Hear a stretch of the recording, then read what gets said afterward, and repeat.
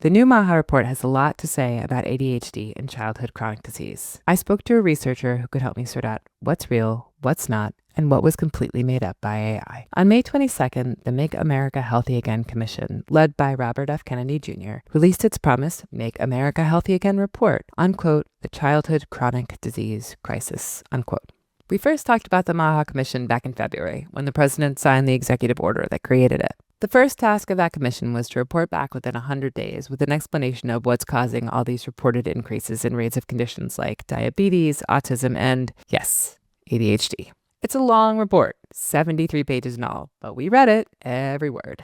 And then we read it again, after news surfaced last week that AI was used to create the report and that multiple citations were incorrect or just straight up didn't exist. After multiple reviews, though, we still felt it was important to talk about this report and about what it has to say about ADHD, because ADHD is mentioned about 30 times, and it's often talked about in contradictory ways, from questioning whether ADHD exists at all to suggesting that antibiotics can cause it. So we asked two of our colleagues to talk us through what the report has to say about ADHD and to help us understand what the research actually tells us. There's a lot to talk about, so we're breaking our report on the report into 2 episodes. On this first one, you'll hear from Dr. KJ Wynne, Understood Senior Manager of Interdisciplinary Research. KJ has a PhD from Harvard, where she studied population health sciences and focused on understanding how social factors can impact mental health expression. KJ is here today to help us understand, from a research perspective, the methods used to create the report and whether they were sound or not. I'm Ray Jacobson, and today on Hyperfocus, Dr. KJ Wynne joins us to help us understand the MAHA report, how it was made, and what it has to say about ADHD.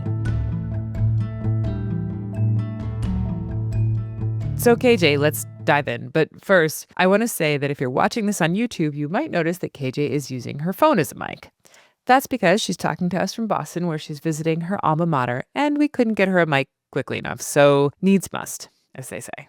So KJ, my first question is, you have a PhD in research. And from a research perspective, can you tell me a little bit about your thoughts on the methods used to create the report? Were they sound? From my professional experience, I'm going to say no, the methods used were not sound. There were numerous problems with this report, ranging from the use of AI to the studies that were included, and what can be said about the studies that they chose. And all of that combined makes the report very difficult to take seriously. So this story actually came out of the Washington Post, where they interviewed some experts in AI, and they agreed that it appeared that this report was generated by AI, at least in some parts. And this can mean 2 things. The first is that AI wrote some parts of this report, and the second is that citations were created by AI to support some of the claims within the report. And I'm particularly concerned about using AI to justify claims, because we know that AI can do what's called hallucinate, where it makes up information in order to satisfy the question that the user is asking. In addition to that, whenever they were pulling from studies that were published in the peer-reviewed literature, those studies were not the best studies for the claims they were making. So another thing that I'm interested in is how the studies that did exist were chosen. Was that process something that made sense to you as a researcher? No, it wasn't a process that made sense to me as a researcher, for a few different reasons. The first is that they were not consistently using high quality studies. And so these are studies that are going to be very rigorously and carefully designed to make sure that whatever question a researcher sets out to answer, we can actually answer it. And so that concerned me deeply. The next is that these studies were not always generalizable.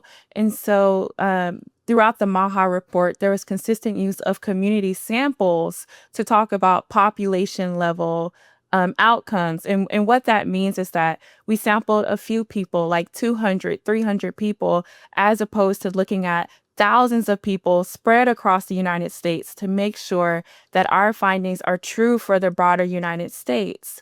And while community samples are wonderful and do push research forward, if we're trying to make a report about the broader United States population, then we should be looking from data that reflects the broader United States population. And then the final is putting that research in context. And so there's not only one study on any topic in research, there's a ton of different researchers Yeah. who are studying the same thing and asking similar questions. And so we contextualize our finding to be in conversation with other researchers who are studying the same thing. And that helps us get closer to the truth so that we're all asking these questions from different angles and answering the questions from different angles. And so when we don't contextualize our findings, then we're not getting closer to the truth. So a lot of the research that was used, it was either not generalizable, it was out of context, or it maybe wasn't a study that was designed in a rigorous way. A lot of the things that were present in the report just didn't answer the questions that were being asked. Yes, and there's a term for this. It's called cherry picking. Yep. Got it. That one I've heard. All right. Well, then I want to ask some more questions about this because there was a lot in the report and some of the claims were pretty striking, especially as a person with ADHD. And one of the major claims that started it out was that rates of ADHD are increasing exponentially. And I guess my question to you is, are they? And if they are, why? Like, are more people developing ADHD, which is what it sort of implied, or other neurodevelopmental disorders? Or are we just getting better at diagnosing them? When I reviewed the literature, my takeaway is that yes, the rates of ADHD are increasing, but I believe that's from a greater willingness to seek help. We see a decrease in stigma, increased diagnostic tools. That means that we're able to find people better and understand what ADHD looks like. And all of that creates more awareness. In particular, I'm really passionate about the increased understanding of what ADHD looks like in women and people of color. And there's actually a study that looked and said one of the reasons we're seeing this increase in ADHD diagnosis is because more women and people of color are getting diagnosed with ADHD. A way I like to think about increases in awareness and increases in diagnosis is this way. There's always been people who have ADHD. They just never got counted. And now when we expand our inclusivity and we better understand what this looks like in different people and we do count them, of course we expect for the number to go up. And that is a really good thing because we're being more inclusive and we're understanding how ADHD looks differently within different people. That makes a lot of sense to me. It's not that there is a sudden burst of new people developing ADHD. It's that people who have had ADHD for a long time and gone unseen and uncounted and unhelped are finally getting diagnosed and hopefully getting the treatment that they need. Hopefully they are. Whenever ADHD comes up, in my experience, medication for ADHD also comes up, and that definitely happens in the report. And in the report, it says, quote, stimulant prescriptions for ADHD in the U.S. increased 250% from 2006 to 2016, despite evidence they did not improve outcomes long term, unquote. I've never heard that before. Is it true that stimulants don't improve long-term outcomes? Certainly not the full story that stimulants don't improve long-term outcomes. It's actually a very tricky question to ask and answer, and that's for a few different reasons. The first is that longitudinal studies are very, very difficult to undertake. It requires a lot of time, a lot of resources, and following people over years. When we think about longitudinal studies in the context of ADHD, becomes even more complicated. This is because people may not take their medication as prescribed, or people who were not taking medication, who are in your control group, start taking the medication. And so it makes it hard to have a true control and comparison groups.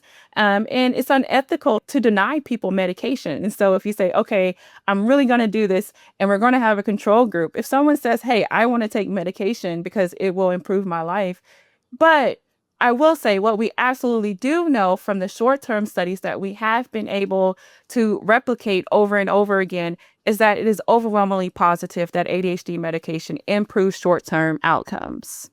That's fascinating because as someone who takes ADHD medication, I don't take it consistently. And a lot of other people I know as well do the same. So I could see how that would be a really hard thing to study. So on the same topic of medication, but a very different medication, another thing that stood out to me in the report was a section where they mentioned that antibiotics cause children to be more likely to develop ADHD. Specifically, they say that kids who take antibiotics in the first 2 years of life are more likely to develop ADHD. I have a 7-year-old. She took antibiotics for ear infections. Every kid I knew took antibiotics for something when they were in their babyhood. Is this true? Do antibiotics really increase the risk of ADHD? So, based on the current global evidence, I would say no, there's no conclusive evidence that antibiotics increase the risk of ADHD. The study that the MAHA assessment cited to support their claim, when I looked at this study, while it did find an association between antibiotic use in the first 2 years of life and ADHD, this study was conducted in a population of people only born in Minnesota. And so we cannot generalize that to the broader United States.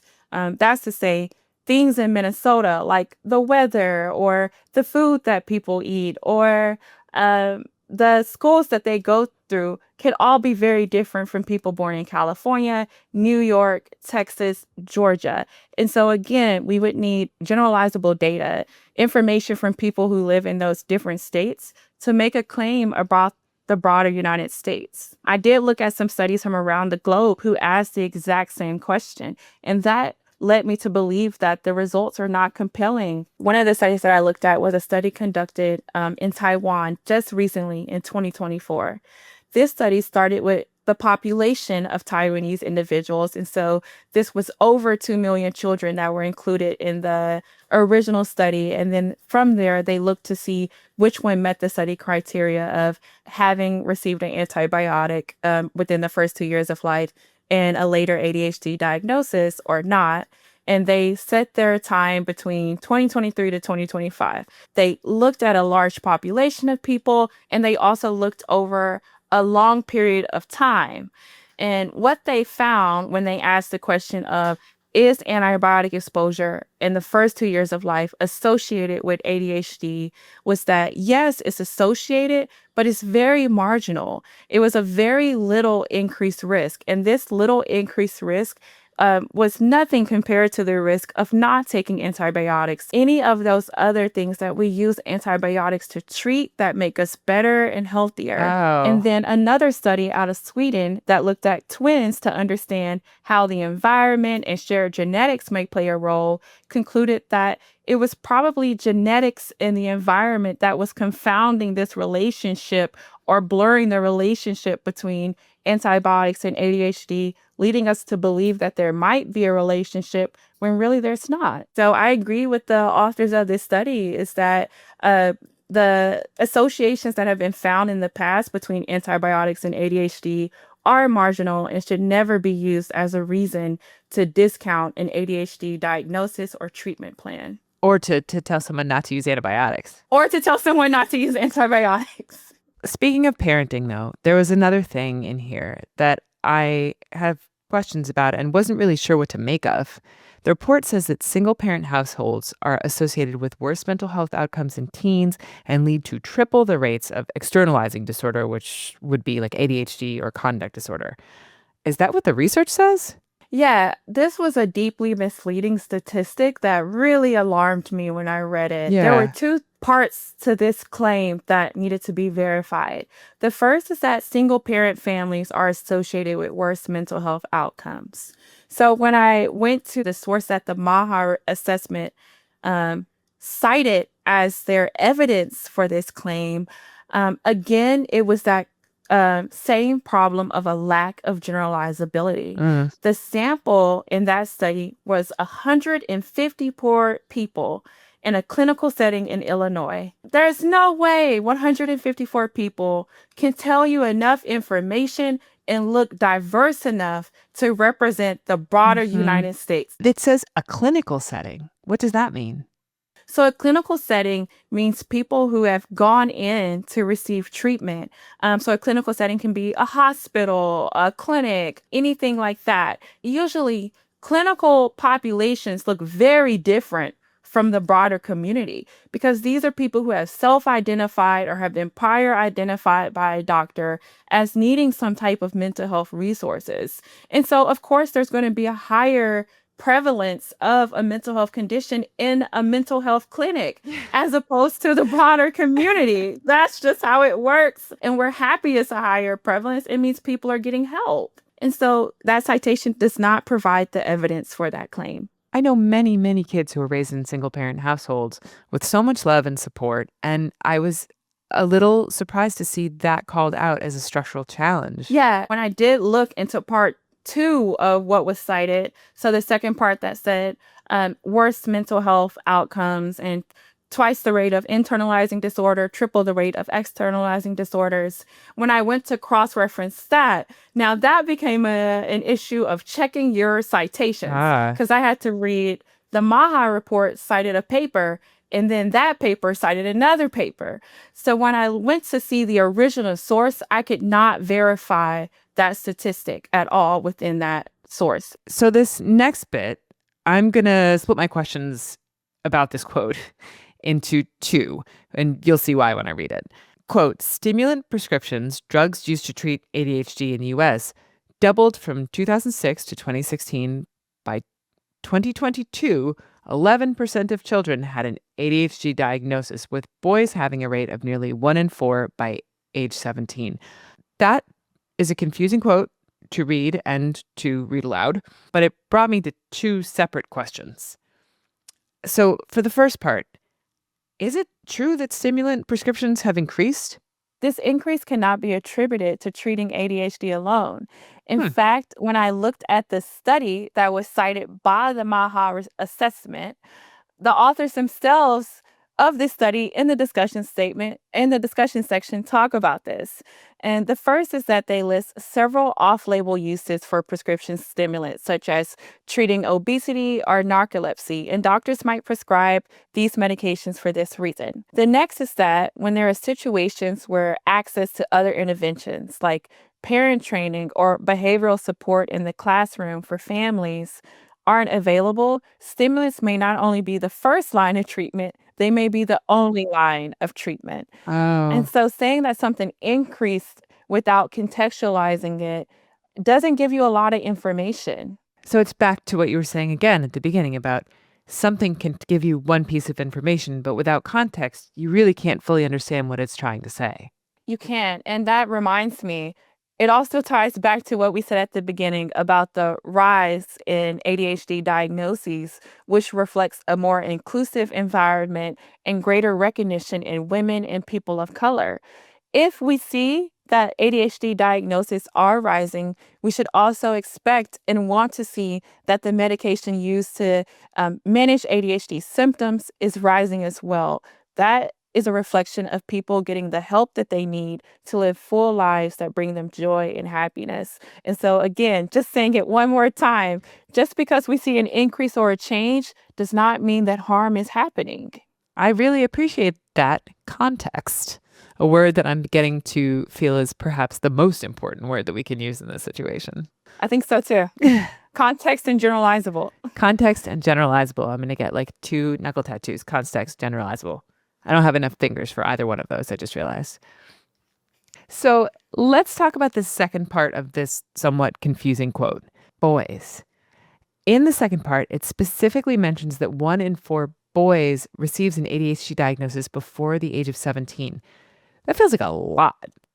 Yeah, it is a lot. And so first, let's just take it head on before even thinking about how it relates to the rest of this report. So no, it is not true that 1 in 4 boys have an ADHD diagnosis.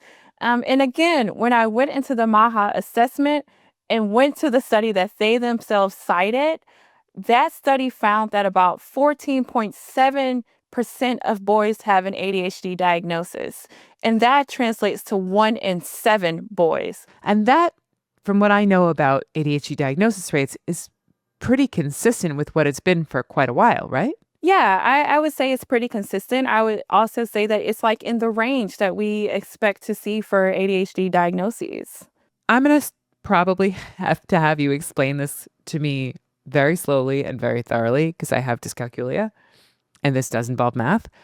But the report also suggests that medication, ADHD medication, is prescribed 2.5 times more often to kids in the US compared to children in England and 19 times more than kids in Japan. Is this true? Like, is it reasonable to compare American kids to British or Japanese kids? This is a really, really great question. And when I went to investigate this, the first thing that I did was I went into the MAHA report, which has been my first step the entire time, and I looked to see what studies did they cite. So let's start with the UK study. The first study, the UK study, I read through it, and it was a study about ADHD prescribing in the UK. But the claim in the MAHA report is that the medication is prescribed 2.5 times more in the US compared to in the UK. Got Are it. you following me? Yes. Okay, great. And so whenever I went into the UK study, what I wanted to see was that they calculated this. They looked to see how much is it being prescribed in the US, how much is it being prescribed in the UK, and then they conducted a statistical test, and the output to that test was 2.5 times. I get it. Yes, I wanted to see the math. I wanted to see the work. And that's what we expect to see whenever any scientist reports something is 2.5 times greater or 2.5 times lower. It is always a show me your math. And the math was not there. In fact, when I reviewed it, the authors of the UK paper never even mentioned the United States when they were conducting any of their statistical analysis or conducting any of their mathematical tests. Instead, they got to all of their answers, which were solely about the UK. Oh, And then when they wanted to contextualize their findings, they said, okay, so now that we know all of this about the UK, let's step back and see how does this fit into the broader global context. And when they stepped back, they said, you know what? The increase in prescribing, which was their finding, is that prescribing is increasing in the UK. That's what they set out to study, and that's what they found.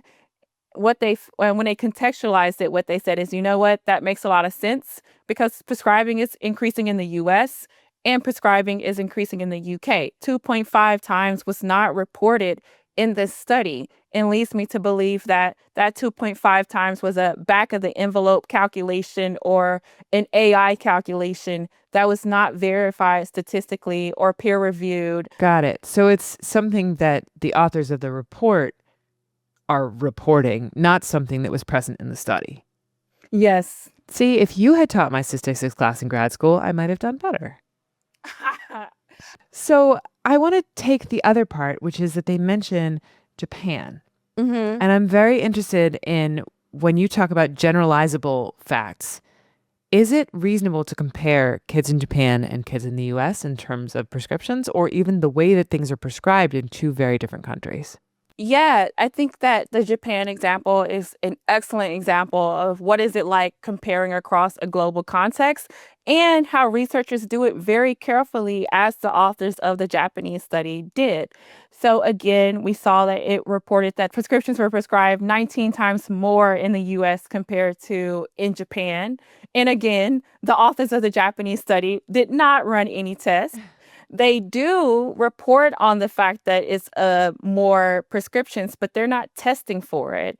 And so that's not a claim that I would say that the scientists who wrote that paper are comfortable making. But more than that, when you read into their discussion and when they talk about, well, why are we prescribing less medications in Japan compared to the United States? The authors are very clear that, well, in the Japanese context, a stimulant medication and a non-stimulant medication are both listed as the first line defense. And so Japanese physicians may prefer the non-stimulant medication because there's no restrictions around it. I see. So you don't have to get approval to prescribe the non-stimulant medication, but you do to prescribe the stimulants. So it's just a lot easier to prescribe non-stimulants in Japan. Yes, that's my understanding of their research is that it would be a lot easier to prescribe the non-stimulant in the Japanese context. I do want to, though, ask about this one thing that was like very striking, which is that it says that stimulants cause long term height loss, Yeah. specifically 1 whole inch on average. And I've heard this that stimulants can restrict growth before. Even coffee, I've heard that about. But an inch seems pretty significant. Could you tell me what's going on there? Yes, this was perhaps one of the most interesting claims to dig into. When I went into the wider research ecosystem, there's been a flurry of research being published about ADHD and height. When you look at over 100 studies and you look at the association between ADHD and height at face value, you will see that there is reports of shorter height for people who are on ADHD stimulants. But if you put that in the context of the benefits that those same individuals are reaping from using the medications, it's really not even a comparison. And I have to agree on that. I think I would rather take the benefits of less mood disorders, less car crashes, less suicide any day than a potential risk of up to 1 inch in height loss. Well, then, I also want to know, is an inch really likely? So again, when we look at the other form of context of like, let's actually look at those studies that have examined the association between ADHD and height, and we dig into those studies, it's very conflicting findings. And so first, what we see is that there are some studies that report an association between ADHD and a shorter height.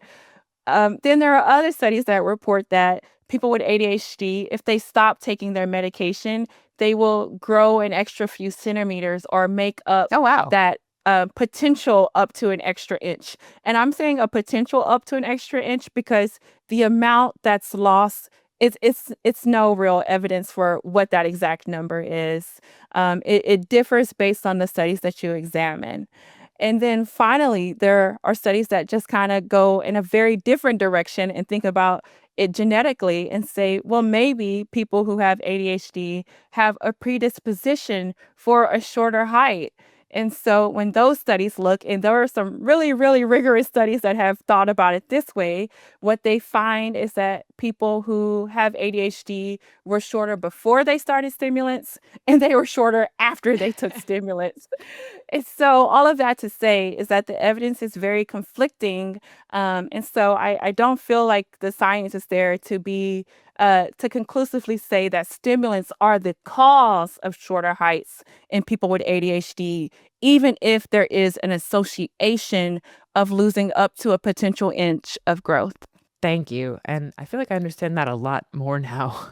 I have a final question for you as a researcher, as someone who works in this field and thinks very thoroughly and very frequently about ADHD and about the research surrounding it.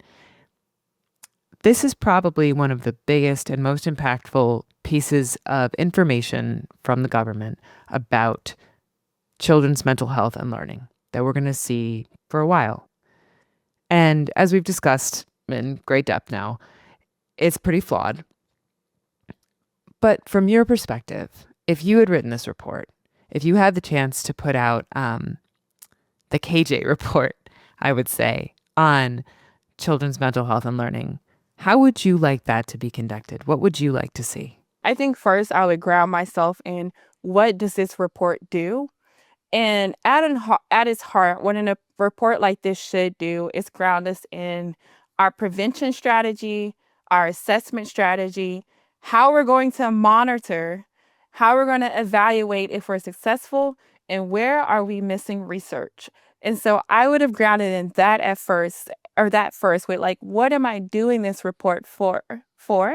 And then after that, I would have collaborated and consulted with some of the best experts on ADHD and other childhood conditions, if we just think about the broader report, and had their input and had them weigh in and collaborate and write the sections. We see this all the time where multiple researchers come together for reports and write different sections. And then after having all of this expert input and weigh in, I would have stepped back and say, okay, what can we say? Where did we find a common cause? Where can we intervene? How can we improve our monitoring? And how can we get there? But it would have never been designed in a way of where we started with AI, we didn't consult and collaborate with experts, and we didn't use the most high quality generalizable data available. That to me is a no-go. Thank you so much, Dr. KJ Wynne, for coming on the show today, for giving us all of your vast and significant expertise, for doing it through your phone, and for being so game to explain to us this sometimes very confusing report. Yeah, thank you, Ray, so much for having me. It's been a real pleasure. Hyperfocus is made by me, Ray Jacobson, and Cody Nelson. Video is produced by Calvin Kinney and edited by Christophe Manuel. Our music comes from Blue Dot Sessions. Samaya Adams is our supervising producer. Fact-checking by Mary Mathis. Brianna Berry is our production director, and Neil Drumming is our editorial director. If you have any questions for us or ideas for future episodes, write me an email or send a voice memo to hyperfocus@understood.org. This show is brought to you by understood.org. Our executive directors are Laura Key, Scott Koshier, Seth Melnick, and Jordan Davidson. Understood is a nonprofit organization dedicated to empowering people with learning and thinking differences like ADHD and dyslexia. If you want to help us continue this work, you can donate at understood.org/give.